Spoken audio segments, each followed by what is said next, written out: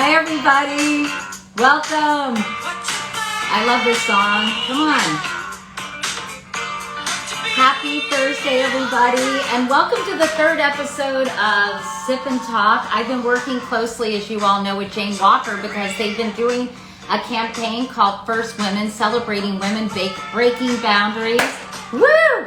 Go ladies. And so I'm partnering with them to celebrate some really cool women for Women's History Month. And my friends at Jane Walker by Johnny Walker have been sponsoring this series, so thank you to them.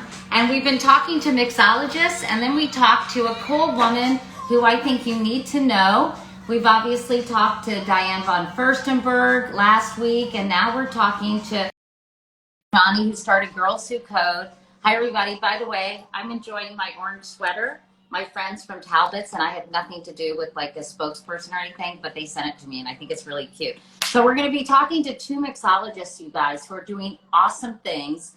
They are raising money for breast cancer, but I'm excited to talk with them because they have really interesting backgrounds, and how they got into mixology is super cool as well. So they'll be joining us momentarily from a different handle. Adriana, my handy AV person, is here. And let's see, are they there yet? We're here. Oh, there they are. Hi, ladies. Hi. How are you both?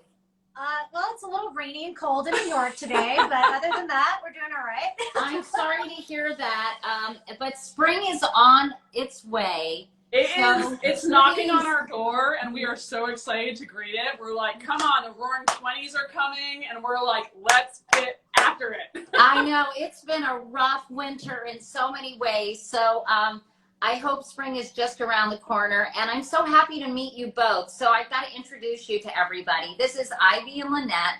They are co-founders of an organization called Speed Rack, which is the first all-female high-speed bartending competition designed to highlight up-and-coming women in the cocktail industry and give back to those impacted by breast cancer. So, ladies, I'm so happy to meet you, and it's so great to see what you've been doing, both combining mixology with philanthropy, which is the perfect cocktail, in my opinion. So, first, let me just ask you quickly, how did you guys get into mixology? Ivy, let me start with you.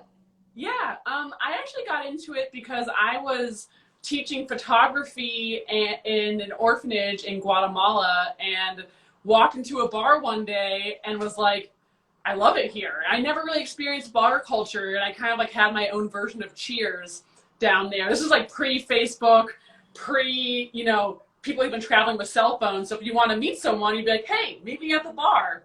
And I fell in love with it, and then moved to New York after living in Guatemala for about 4 years, and got into the bartending scene here. Fell in love with it, met Lynette, a fellow woman, of which there weren't many, and was like, I kind of want to pioneer this industry with my pioneer lady friend. Which is so great. And I should just mention, Ivy, your last name is Mix. What the hell is going on with you people in this industry? I've heard of like Jim Beveridge, who works for Johnny Walker. We had Emma Walker, who's a mixologist I talked to last week. I'm like, what in the hell? Is that your real name? It's my real name. My father's last name is Mix.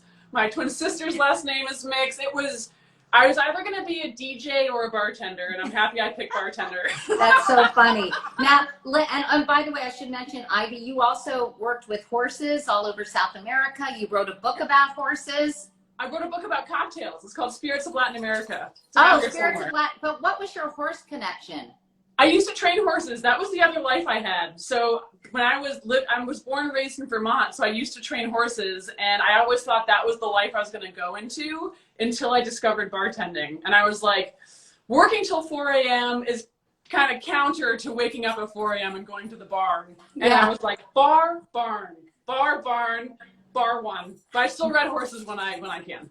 Oh, that's great. And Lynette, tell me your backstory real quickly, how you got into bartending, because I know you guys are working hard to make sure that women have a seat at the bar or the counter. Someone mentioned this counter is really high.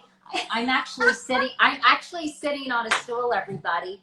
I'm 5'3". I'm short, but not that short. But Lynette, how did you get into the business? I mean, I kind of got into it like a lot of people did. After 9/11, I chose I was never going to work in an office again. And previously, I refused to be the cliche waiter, actor, and bartend because everyone I knew was like, it was always, what do you really do if you worked in a restaurant or bar? And I just jumped into it, and I found, Broadway went through a lot of like bad economic times, and I found the bar life, and I found, this great place where you could have theater, but with people, and give them your liquid art. And there was, rounds of applause as people were learning new things about your drinks. And we kind of tapped into that theatricality when we decided to start Speed Rack, because people want to be entertained. That's the, part of what we've all missed during this time is going to our favorite bars and restaurants and seeing that interaction with the bartenders and the teams that are there who are just really excited to share what they have with you. And so Speed Rack was about putting these women on a pedestal and showing you how incredibly entertaining and exciting it is to watch bartenders work and build rounds of cocktails, and the artistry and the athleticism of it is pretty incredible. And we built a whole competition around it and got people to donate a lot of money to breast cancer research and education. So I mean, you have raised a lot of money. Tell us how much money you've raised and where the money goes to, and how people can contribute who may be watching this and want to help your cause. Absolutely. So you can always find our website, speed-rack.com. It's a link in our bio. But we've raised almost $1.5 million now. We were cut short by obviously the pandemic and our season, but we've done the competition in 7 countries. So we have actually expanded globally. We really look for charities that are looking at different perspectives on breast cancer. So a lot goes into research. We actually follow one of our favorite researchers to, he went from Avon to Pink Agenda, so we go and followed him there. But then we also look at organizations that are trying to, one, look at the disparities in breast cancer between BIPOC women, and it's just, there's just a lot of different things we're trying to tackle. And then a few other things that are very, specific, like actually access to breast treatment, access to healthcare, access to things that a lot of women, when they go through this, don't even know where to get a mammogram. So really trying to get some of those pieces and making sure that we're looking at the whole disease and really tackle that, women helping women and all those kind of things. But even looking at some of the organizations tackle the mental health side of going through it and being alone, and having other women who have been through it there to support and help you. Well, my friend Sarah Sanders is battling breast cancer right now, and she's watching, and she said thank you so much, that she has tears just hearing how much you all are doing for breast cancer research. And Sarah's an incredible person and a real trooper. So Sarah, keep on keeping on. Are either of you all breast cancer survivors? Is there a reason why you just chose breast cancer? My mother-in-law is. She's actually been, I think, 20 years survivor. So that's it. We just saw it as something that people really connect with. It's really rare that you hear someone who hasn't had, whether it's their best friend's mom or somebody who went through it. And it was a natural time for bartenders to kind of get behind a cause. One of the charities we work with really works with people who are underinsured, and hospitality workers fall completely in that realm. Yeah. So if you get an exam through their breast treatment task force, they actually then help you pay for your bills, which is really important when you're trying to work as a gig economy person. And so we just thought that was something, this cause was really important. And, as women coming together globally, we actually really realized how much, we can make an impact. And bartenders, when you give us a shaker, we will, we will do a lot. And this skill really helps raise money. So people love to, every charity event you go to, if there's a good cocktail bar, you're going to get more donations. I want to come to your next competition. In the meantime, I'm going to try to make, so you guys have to let us know. And if people want to contribute, where would they go to contribute? You can go to our website, speed-rack.com, or just click on our profile here on Instagram, and we'll take you there to some of the charities that we really are aligned with. Because fighting breast cancer is really important, but not all breast cancer charities are created equal, and we've done a really, a lot of hard work kind of curating a group that we think are doing the best work. That's awesome. Okay, ladies, what are we going to make today? So we're going to be making my drink, which I'm very excited to be working with Jane Walker, and just everything that Jane Walker exemplifies is very obviously near and dear to our heart. So this is a drink that is kind of a riff on a smash. So there's a classic drink called a Bourbon Smash or a whiskey smash, and it's called a smash because you're muddling up things, right? This here is a muddler. I like muddled drinks because they tend to, they demand that you use fresh juice, right? Because you have lemon and you have to muddle it and it's fresh. Because if you use like that type of juice, if you like go to a store and it's like the type of juice you get in like the fake lemon, it's not very tasty. It's oxidized, it's gross. So if you tell someone you must muddle this lemon, it works out a lot better. So my drink is actually, we've got obviously the star of the show, Jane Walker, but we also have a bit of Pimm's. This drink is inspired by a certain fantastic, I'm not actually sure if I'm allowed to say her name, but she's won quite a few tennis matches. That's a hint. She's a complete icon. And when I think of like keep walking and like keep fighting against the system, this woman, initials are SW. Again, I'm not sure if I can say her name. She's amazing. And Wimbledon is I was actually supposed to go to Wimbledon last year. Oh, I thought you were talking about somebody from the past. No, current. Okay. Current. I think you're talking about Serena. So that's let's right. keep going. That's right. You can say it. Serena to me is like, she's one of my biggest icons, someone who just like keeps on going and like rolls with the punches and then goes beyond the punches. And then this past year when the pandemic was going on, I was actually supposed to go to Wimbledon. So this drink is inspired by that place and that woman. So being that it's a smash, what you're going to do is you're going to take a lemon and you're going to quarter it into 4 pieces. So you're going to take a lemon, cut it in half, kind of like you have the 2 poles, North Pole and South Pole, cut it down the middle and cut that half into 4 sections. I kind of did it wrong, but that's okay. I did it like that. Oh, thirds. That's perfect too. Just squeeze it before you put it in. Yeah, just squeeze it and put it in. If you don't have a muddler, don't worry. I'm gonna get a spoon. I'm gonna get see if I have a wooden spoon or something that I can use. That's perfect. And honestly, if you don't have it, that's also totally fine. If you squeeze the lemon in, that's gonna release the oils, which is kind of the point of it, and that's totally fine also. Okay.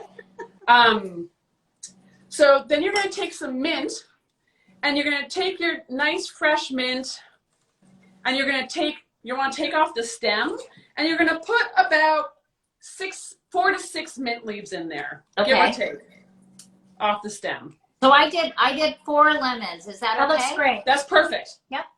And now you want to get your mint. You just drop that in there. We're gonna be like, take care of it. And then if you have a muddler or a wooden spoon, fantastic. If not, that's also okay. A shaking will do basically the same thing. Okay. I think muddlers are cool. I found an ice cream scoop. Would that do it? Yeah. Love it. Perfect. This is the best for pandemic cocktail making. You have to do what you have around, which is... So muddling, I'm just kind of mushing the mint. You're mushing. Lemon around. You're smushing. So this is a smash, right? So it's smashing because we're smashing it. We're smashing all the ingredients together. Okay. So then what we're going to do is you're going to take some honey. Okay. Ideally, you'd have some loose honey. If you don't have loose honey, that's okay. Sometimes honey's in the raw. It's hard to measure. We're going to do 2 teaspoons of honey. Okay. So I see you have a jigger there too. That would also work. A jigger is totally fine. It's a little bit... Use like a quarter ounce. So that big side, you're going to just quarter the way up, and that side there. Yep. Give or take. Kind of like in between a half and a quarter. Yeah, that little one looks great. So just kind of... Yeah. And honey is sticky, obviously. So I really like to make sure I get all the sweetness out so it's not too dry. Yeah. So pour that in? Pour that in. Mm-hmm. Yep. By the way, could I use maple syrup? You know, I don't really love honey. Yeah. I mean, anything sweet works. And also, I'm born and raised in Vermont, so I am a massive maple syrup fan. So as far as I'm concerned, put maple syrup in anything, move over honey. You don't need to be here I don't anymore. know why. I've never really cottoned to the taste of honey. Yeah, it can be polarizing, you know. But Okay, now what do I do? So now you're going to take the small side, 1 pinch of salt. So if you have any salt there, I do. you're going to take a pinch of salt. I was very organized. You're so organized. So Okay. 1 little pinch of salt, throw that in there. What? Why salt? Salt so sugar and salt are flavor heighteners, right? So whenever you have something sweet or something salty, it's going to take the flavors that are already there and heighten them. In this particular sense, Scotch, and I love Jane Walker for this reason, is that it has a sweetness, hence the honey, and also a little bit of salinity from the peat. Okay. So the salt just kind of makes this, it really makes the Jane Walker sing, Okay. which is the point. Okay, now what do I do? So now you're going to take your jigger, and you're going to take the small side, and we're going to do a quarter, yep, perfect. We're going to do about half that of sherry. Half of it? Oloroso sherry. I'm a big sherry fan. Frequently, Scotch can be aged in sherry casks. It's very beautiful. It's a little bit oaky, a little bit rich, and it's beautiful. Then we're going to take Pimm's. Pimm's is your classic Pimm's and lemonade. Is what this is like the Garanimals version of making cocktails. You got all the mini bottles. This is like perfect like cocktail box at home. Okay, how much Pimm's? Pimm's is delicious. How A much? quarter ounce again, same amount as the sherry, equal parts. Yeah. And then we're gonna do 1 ounce of the star of the show, the Jane Walker. Okay. And is this an ounce? Yep, all the way up to the top. All the way up to the top. And I particularly like this drink because you can make it in a few different ways. You can. My bar back here is going to grab my ice, which I forgot in my kitchen. Please slow down. Do I put ice in it, Ivy? You're going to put ice in it, yeah. So traditionally, smashes, if you want to, you can just shake up your drink as hard as you can, and we call it rolling. You just take off the cap and you roll it into your thank you. You roll it into your drink. You can do that, or you can strain over fresh ice, which I honestly like doing, especially when I've muddled mint into my cocktail, because it can get, no one wants mint in their teeth. It's not sexy. It's not fun. Do I do this? Yes, fantastic. Shake. That is so good. And remember, when you're shaking, you want to make sure that you're shaking the same thing we always say in Speed Rack, which, Speed Rack's a breast cancer charity. It's also a female bartending competition. It's about Speed Rack. It's about working. Exactly. Aggressive. You want lots of movement. Yes. Okay. What we always say is it's about shaking it awake, not rocking it to sleep. Right? Okay. I can't ever do So Katie, this, just you flip guys. it over so the smaller side's on the top. So flip your shaker. Yeah, perfect. And then see where there's a little bit of air on the side? Just Yeah. give it a little whack on the side there. Yeah. Yeah. I learned something I feel like today, this is like ladies. cocktail doctor. I can see what's happening.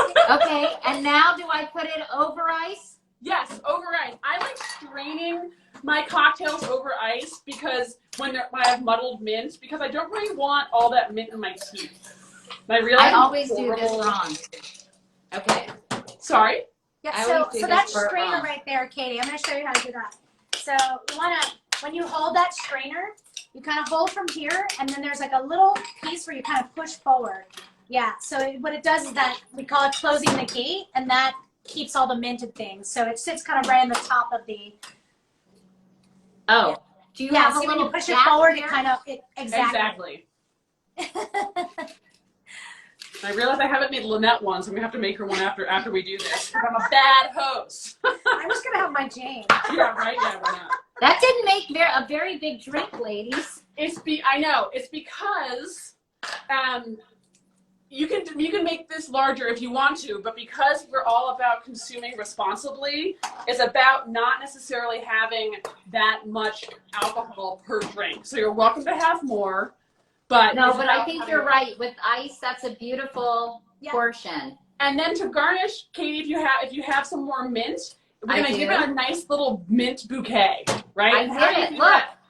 You did it. Ivy. Oh, great. Okay. So anyone who's watching at home, I'm ahead of you. You're ahead of me. You could win speed rank.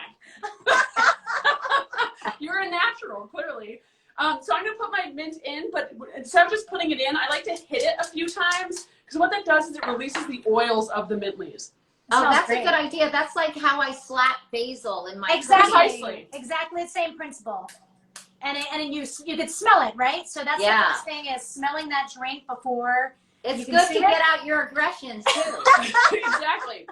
It's like you've had a long day, you're a little bit pent up, you need a drink, and you can beat up your mint and then have your drink.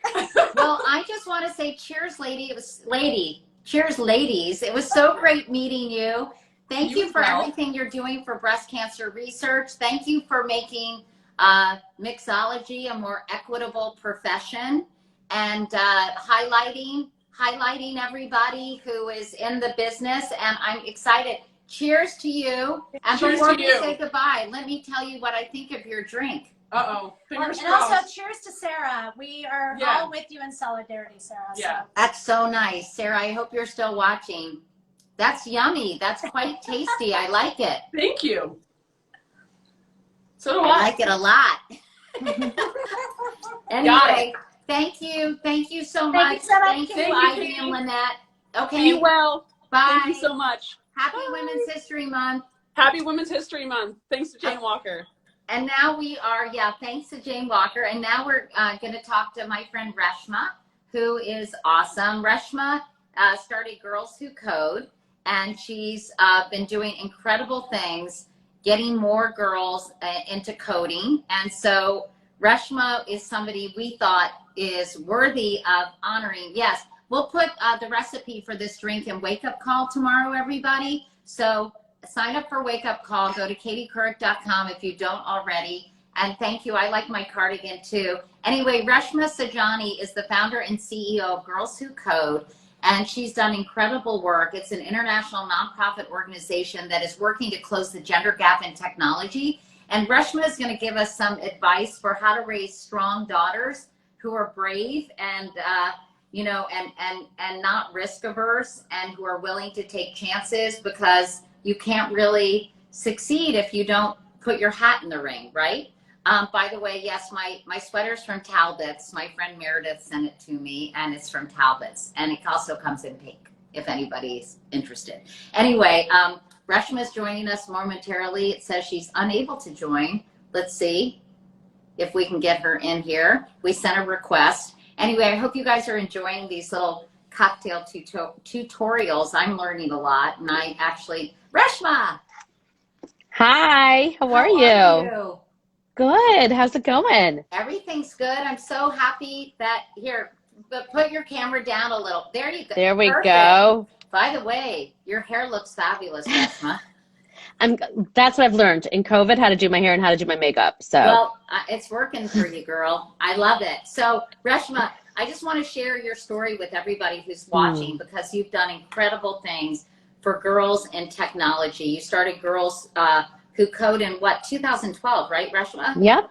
And That's you've right. also given a TED Talk that's been that's been watched by more than 5 million people, I believe. You also wrote a book about being brave, actually brave, not perfect, fear less, fail more, and live bolder, which I was happy to help promote and get the word out for your incredible work. So, before we talk about the pandemic, because you've done another initiative that is so important about working moms and how they've suffered during the pandemic. But give us a quick elevator pitch on what Girls Who Code has done and what your goal was and how much you've achieved. Yeah, so when I started Girls Who Code, so Girls Who Code's a movement to close the gender gap in computer science and technology. Less than 20% of the technology workforce is female, and we want to get to 50% by 2030. And so we offer free programs, summer camps, after-school clubs, college loops, to get girls to learn how to code with the hopes of getting them to want to major or minor in computer science and then go into the workforce. So when we started, every engineer would say, I want to hire women, I want to hire people of color, I just can't find them. So over the past 10 years, we built the pipeline. We taught 300,000 girls to code. We've reached over 500 million. And so now the opportunity or the challenge is to get these companies to actually hire them. And so people always had to ask me, like, what happens when girls learn how to code? And when girls learn how to code, we solve climate, COVID, and cancer, because girls are change makers. Like, they're going to heal us. They're going to save us. And like, this, you have daughters, right? Yes, There's two of them. And there's something about girls who see a problem. Maybe their mom's obese. Maybe their brother's dyslexic. Maybe their best friend is getting bullied at school. And they say to themselves, I want to solve that problem. And so if we can create and inspire more creators, if we can have more innovators who are girls, who are young women, I think we can change the world. I think you have, and you're in the process of doing it. And you say the big challenge now is to get companies to hire them. Are you finding that now, especially after Me Too and Time's Up and even Black Lives Matter, these movements that have said, the status quo needs to change, are you finding that companies are willing to, to hire some of these young women that you've trained and who are so talented in coding? I mean, not as fast as I would like. I think that many companies still believe it's a meritocracy and that they don't have a problem. And so you really have to work to root out the sexism and the discrimination. You have to really tackle privilege and tackle bias head on. And so you have to do that kind of deep dissection of your culture and admit that you have a problem. And I think a lot of these companies have a hard time. And then listen, COVID happened.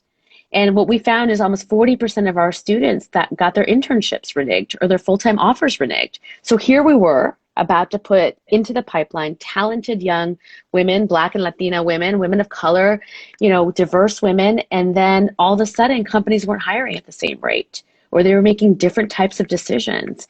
And so we're back.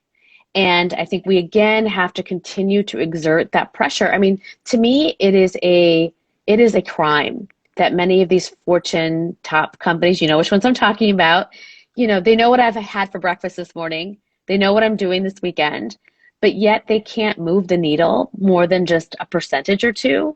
If they treated diversity like we treat finding talented football players, we would have solved this problem a long time ago. And so I think in this moment, we have to put on that pressure. Well, I think the pressure is on, and I think they get almost embarrassed if they're not making changes internally, and hopefully we'll keep their feet to the fire. I did that hour on women in technology, and for National Geographic as part of my series, and it was frustrating. It's sort of like death by 1,000 cuts, and those attitudes that have to change inside these companies, not only in terms of hiring, but in terms of retention and changing the culture. So it's a place where women really truly feel they can strive and thrive. But you're doing this other awesome thing now. You have this Marshall Plan for Moms, Reshma, that you started during the pandemic. 2.3 million women, I think, lost their jobs or left the workforce during the last year because of the pandemic, because of unequal responsibility in the home. And we have set ourselves back decades in terms of the progress we've made with women in the workforce. So you, once again, are attacking this issue head on with the Marshall Plan for Moms. Explain to everybody who's watching what that is. Yeah, so as you said, women are getting crushed in the pandemic. Mothers are getting crushed in the pandemic. Our labor market participation is where it was in 1989. So 30 years of progress gone in 9 months. And that happened for two reasons, right? The first thing is the schools closed and our childcare was unstable because we are one of the nations that doesn't offer universal childcare. And so because we had to log on our kids at 9 o'clock, 10 o'clock, and 11 o'clock, so many moms had to go on food stamps, move in with their parents, take the third shift, say no to that promotion. And they left the workforce. And the second reason is that many women found themselves in jobs that weren't pandemic proof. Retail, education, healthcare, these jobs aren't coming back. And so these two forces pushed women out of the workforce. I saw this happening kind of real time because, so many of my students are under the poverty line, are Black and Latina. Black and Latina women lost jobs at 4 times the rate of white women. And it felt like nobody was saying anything.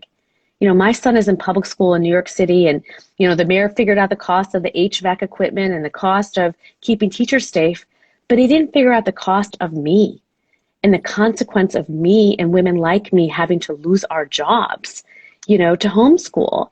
And that thought that you didn't even think about me, you didn't even ask, scared the hell out of me. And I saw too many women, you know, lose their dreams, lose their mental health, lose everything, their dignity, you know, in this year, and for it to happen so fast. So I was like, where's the plan? Where's the plan? And there was no plan. And so I wrote an article and then launched a campaign saying that we need a Marshall Plan for moms. We need a 360 plan. We need cash payments to mothers. We need to finally pass paid leave and affordable childcare, two things that you know we've been fighting for forever. And we need to retrain this workforce. And as mothers re-enter, we need to make it possible for them to, you know, survive and thrive. Flexibility, remote working, on-ramps, et cetera. I mean, I could go on. But the point is, we need a bold plan. How optimistic are you with the first woman vice president, which is so shocking that that is even a first at this point in time. But are you optimistic that these issues, these really important issues, are going to get attention, and there might be some kind of action, not only on the part of you know, corporations, but also with some kind of government support? Listen, I think that the administration has done an incredible job tackling poverty and child poverty, but I don't think that these solutions are tackling women's labor market participation. And so I want to see a specific task force that is that like literally is tackling this with like KPIs of like how quickly are we. I mean, you remember under Obama, it took us 8 years, you know, after the recession to get back to where we were. 8 years, and this one's even worse. And so look, the child care tax credit, it's a down payment on the Marshall Plan. It's revolutionary, but in and of itself, it's not enough. We didn't get paid leave in this bill. You know, we got some progress on affordable childcare, but the federal government also has to push the states and push the private sector to do the right thing. We know that mothers were suffering a penalty before the pandemic, and we know that schools are simply not going to just open and everything's going to be okay. You know, our children are fundamentally broken, and I just think that like we're not doing enough. Well, hopefully, you know, by talking about this, by keeping the conversation going, by putting the pressure on, there will be some change around the corner. And, you know, I wanted to ask you about the ERA, the Equal Rights Amendment, something it's kind of complicated, something that I have long supported.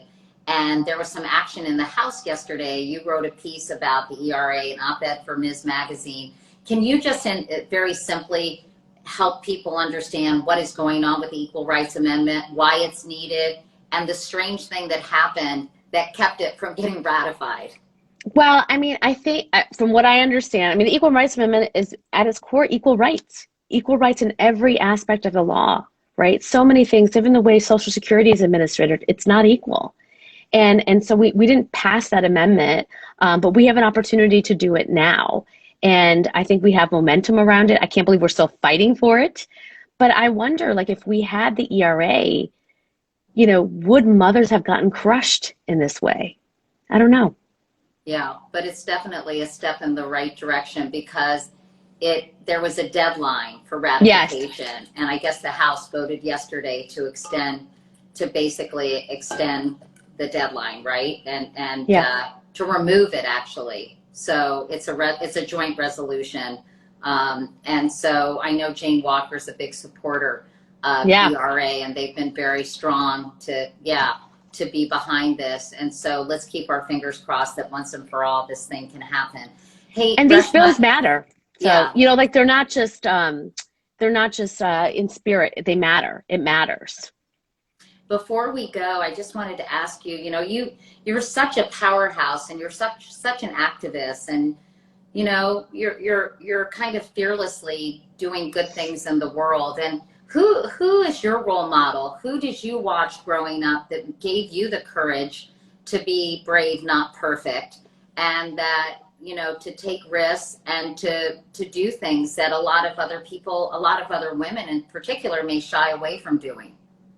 You know, I really grew up admiring Hillary Clinton. She was the fearless leader for me. She was the one who dusted off that pantsuit and kept going. And, you know, similarly for me, she had an arc in her life. She was always fighting for women and girls. And for me, it's the same, right? It's like, I want to be Batwoman for women and girls. Like, when Gotham City, is on fire for women and girls, like, I think we need people who are there fighting for that, for us. And I think even in this moment, it's like so many moms, like, just don't feel seen. And I think that when you have an opportunity to use your platform, to use your voice, to help others, to uplift others, especially in moments of crisis, I think you got to do it. And finally, I just wanted to know if you had any closing thoughts on sort of the terrible news in Atlanta. And, yes. I did a story a few weeks ago, and I actually noticed at the beginning of the pandemic, I wondered how Asian Americans were faring during this time when there was so much emphasis in certain quarters about the China virus and all that Wuhan virus, that I think primed people to have this prejudice that probably existed already, but against Asian Americans. And I'm just wondering, I mean, this is a whole conversation, but A, how we can support our Asian brothers and sisters, our Asian American brothers and sisters, and B, how we can address this issue and help educate people and make them more accepting and appreciative of the diversity that, in my view, makes this country so great. It's interesting, Katie. After last night, I was laying in my bed when I read that, because now it's too many incidences. And it reminded me of, back in the 80s when you had all of this enormous amount of hate crimes. And I laid there in my bed, and I started counting how many times that it had happened to me. And I had to stop counting. And what I mean by that, like, I grew up as a brown girl, like in a very working class neighborhood, and my house was spray painted, go back to your country. My house would be TP'd weekly. I was beat up in a schoolyard fight after being called a Haji. When I was running for Congress here in New York City, we were constantly called names. People asked about what my religion was. And after 9/11, I didn't feel comfortable in getting on the subway because too much had happened.